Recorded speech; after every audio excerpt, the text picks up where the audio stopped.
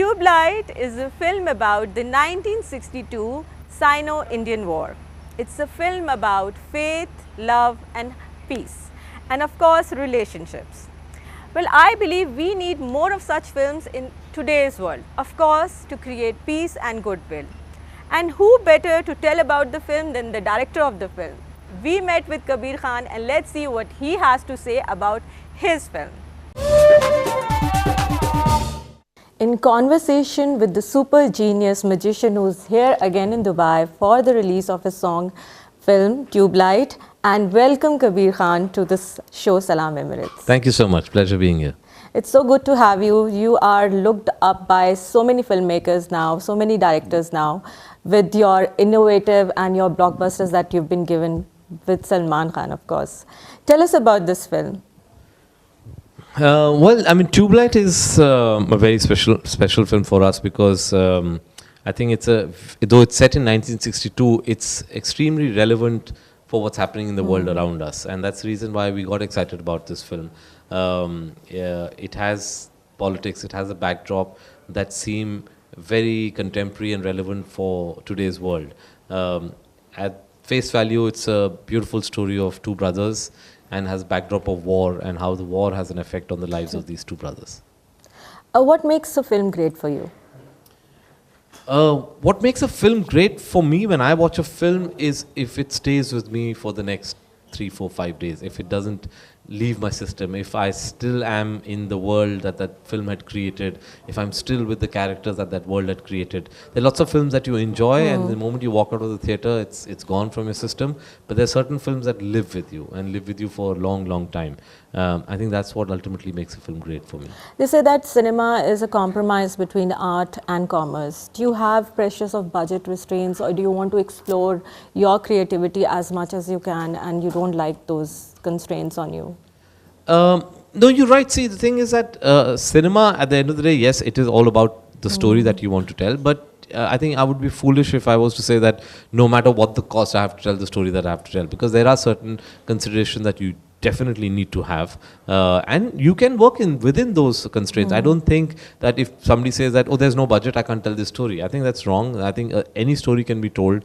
You can decide. A story in a certain sense actually dictates its scale, and you decide which story to pick up and which story to tell at what scale. So it is always a certain balancing act that you perform between the kind of money you're spending on your films and what you want to say in that film. But it's something that can always be done, and I think I've till now been able to tell the stories exactly at the scale that I wanted to, with never sort of compromising on its scale or its magnitude.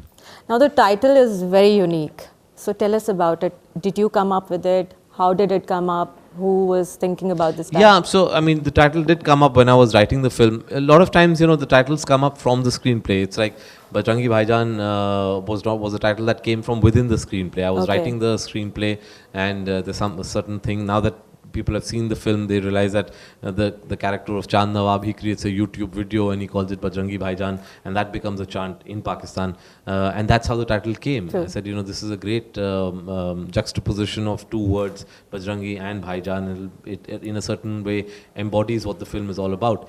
Similarly, in Tubelight, I was writing the screenplay, and Tubelight is something that as children growing up in school, we realized the colloquial term we used to use for people who are a little slow. And Salman's character is a little slow in this film, and I think school children are always the most cruel, and they, if you're slow, you're quickly dubbed Tubelight. And this, because it's set in the sort of earlier times, is also dealing with the story of the first Tubelight that came to India and how it's connected to Salman's school and how he gets affected. You've shown Salman as a very genuine, nice, real human being in both of your films in the past. Do you think of Salman when you're writing a script like that, or just the script comes and then you take Salman in that account? Or your friendship has an effect on that? Maybe you've seen that side of him very closely that you keep in his persona in mind while writing these scripts. So you're right about that. I think it works both ways. Sometimes you start writing a story and there's a certain character that gets created. When that character gets created, you think, hey, this can be Salman. You know, let me try and see if I can make this character be like Salman, or would Salman be appropriate for this? At the same time, if somewhere while you're writing, if you decided I think Salman is appropriate for this, then you start actually also bringing in elements of what is inherently his personality into the character. So it's a two-way process, and I think what I also do usually in my films is that once I've written the first draft and I've cast the actor, then I always do a bit of a rewrite, keeping that actor in mind. So it's a little give and take. So do you think if you were to ever make a film with another big star, Sure. so would it be as comfortable as your chemistry with Salman, or would you think it to be as big as it is with this movie or the past films? You know, honestly, Do you think about that? Like you have to one day like step out of this zone. I hope it doesn't happen. You keep on giving these hits after hits, but do you think sometimes like that? No, absolutely. I think, you know, obviously there's a comfort factor between Salman and me because we worked on 3 films. If you work with anybody on, you know, a couple of projects, there's a certain comfort level that you develop with them. But having said that, if there's another actor, you know, and we start working on it, ultimately the binding force is the story. I think ultimately the binding force is the script. If two creative people with an actor and a director get excited about a certain script, I think then, you know, that's what binds them together, and that's what will happen, I think, in... Talking of that, Shah Rukh's cameo role, Yes. did you come up with it, or was it in the Yes. script, or it was the last minute? No, Let's so- have another superstar in the film. No, so when we were writing it, definitely the cameo was not in mind. I wrote the story. I wrote this scene with an interesting character in it. And once that character was in place, I realized that, you know, even though I actually feel that cameos are a little gimmicky, but this one, I realized that it's screaming has to for be a there. superstar. It just demands a superstar cameo. So I went to Salman and said, I think Shah Rukh will be perfect for this. And he said, let's ask him. And fortunately, I have also known Shah Rukh for years before, from my college days. And we went to him. I narrated the scene to him. I told him the overall backdrop of the film. He loved it. And he said, definitely, let's do it. And I think what he's brought to the film is truly magical. I think just watching these two giants of Indian cinema together on screen for the first time in 20 years is going to be a treat for the commendable. audience. Yeah, and we had a blast shooting it. I think the energy on on the set that day or that night when we shot it was truly exciting. Okay, your filmmaking is, of course, it's tremendous creativity. You have taken topics very controversial, but treated them very nicely, that it doesn't hurt anybody's, you know, sensibilities. So, do you take a conscious effort over it? How do you manage all this? Definitely. I think when you're dealing with sensitive issues, you have to be sensitive about it. The point is never to hurt people's sensibilities. In fact, if you offend people, then in a certain way, what you're doing is you're cutting off that section from your audience anyway, right? They're not Yes. going to watch it. So the point is to bring them into the audience, let them watch it, and, you know, present your case and let them sort of accept it without being able to, in a certain sense, get offended, and without saying that, you know, it, in a certain sense, make them think about it. So I think that's why I use a lot of humor. When I'm making my political commentary, I always end up using a lot of humor. Okay. Because I always feel that humor is more profound than saying it up front. That worked for us extensively in Bajrangi. I think it's going to work for us in Tubelight also.